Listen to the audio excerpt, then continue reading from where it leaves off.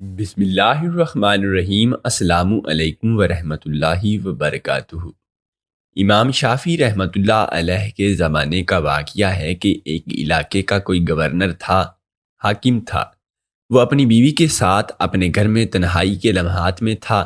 خاوند اچھے موڈ میں تھا تو مگر بیوی کسی وجہ سے اس سے ناراض تھی۔ اب خاوند جتنا اس سے محبت پیار کی باتیں کرتا، وہ بیوی اتنی اس سے چڑھتی اور بدتمیزی کرتی۔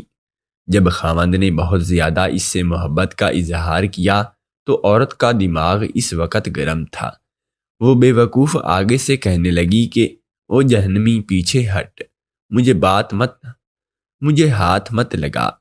اب جب اس نے اپنے خاوند کو جہنمی کہا تو آخر وہ بھی مرد تھا، اس کو غصہ آ گیا اور اس نے کہا کہ اچھا، اگر میں جہنمی ہوں تو پھر تجھے میری طرف سے طلاق۔ اب رات گزر گئی۔ صبح جب دونوں کا دماغ ٹھنڈا ہوا تو عورت کو بھی غلطی کا احساس ہوا کہ میں اپنے خاوند سے ناراض تھی، مگر مجھے یہ الفاظ نہیں کہنا چاہیے تھے کہ او جہنمی پرے ہٹ، میں نے غلطی کر لی ہے۔ اب وہ اپنے خاوند سے پوچھنے گئی کہ جی کیا مجھے طلاق ہو گئی؟ اس نے کہا پتہ نہیں، یہ شرطیہ تھی کہ اگر میں جہنمی ہوں تو تجھے میری طرف سے طلاق، لہٰذا مجھے علماء سے پوچھنا پڑے گا۔ خاوند نے علماء کو بلایا۔ علماء کہنے لگے کہ اس کا جواب ہم تو نہیں دے سکتے، اس لیے کہ کون گارنٹی دے کہ آپ جہنمی نہیں ہیں، اور کون فیصلہ کر سکتا ہے؟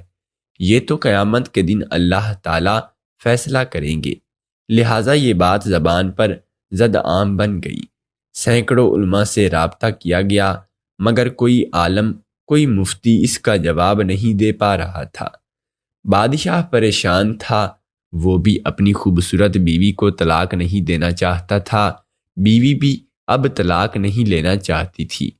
چنانچہ امام شافعی رحمۃ اللہ علیہ کو کسی نے بتایا کہ جی فلاں علاقے میں یہ واقعہ پیش آیا ہے، اور انہوں نے فرمایا مجھے وہاں لے چلو، میں اس سوال کا جواب دے سکتا ہوں۔ چنانچہ امام شافعی رحمۃ اللہ علیہ آئے اور انہوں نے حاکم سے پوچھا کہ کیا واقعہ پیش آیا؟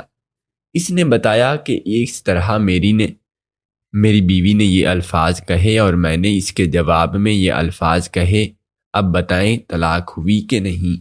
امام شافعی رحمۃ اللہ علیہ نے فرمایا کہ بادشاہ سلامت، اس کا جواب دینے کے لیے مجھے آپ سے تنہائی میں کچھ باتیں پوچھنی پڑیں گی۔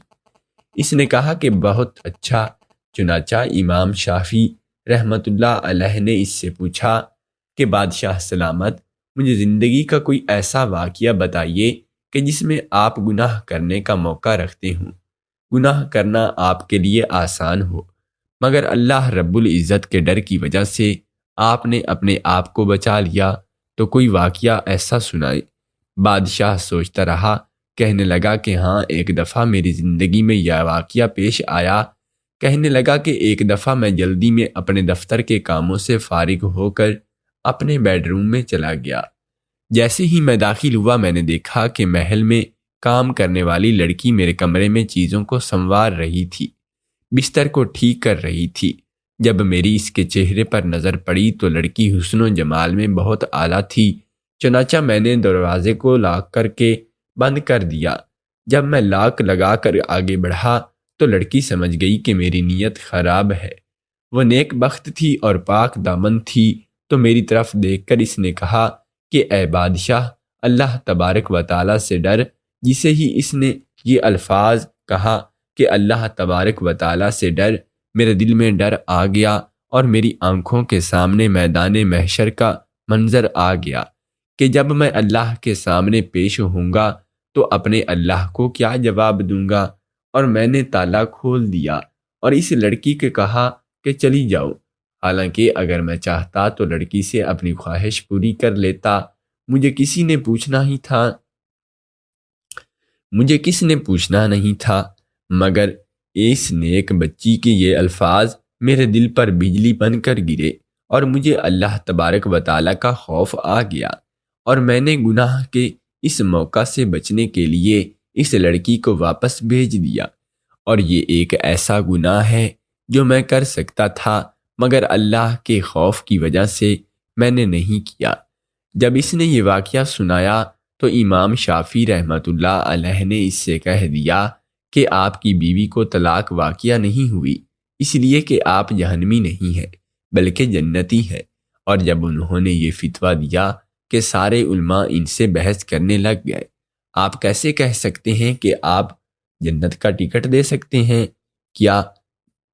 کیا پرمٹ آپ کے ہاتھ میں ہے کہ آپ کہیں کہ یہ بندہ جنتی ہے یا جہنمی؟ آپ رحمت اللہ علیہ نے فرمایا کہ فتوی میں نے اپنے طرف سے نہیں دیا، بلکہ یہ فتویٰ اللہ تبارک و تعالیٰ کے قرآن مجید میں خود عطا فرمایا ہے۔ کہ جی قرآن مجید میں کیسے؟ انہوں نے کہا کہ قرآن مجید کی آیت ہے، اور جو شخص اپنے رب کے سامنے کھڑا ہونے سے ڈرا اور اس نے اپنے نفس کو خواہشات میں پڑنے سے بچا لیا، پس اس کا ٹھکانہ جنت ہوگا۔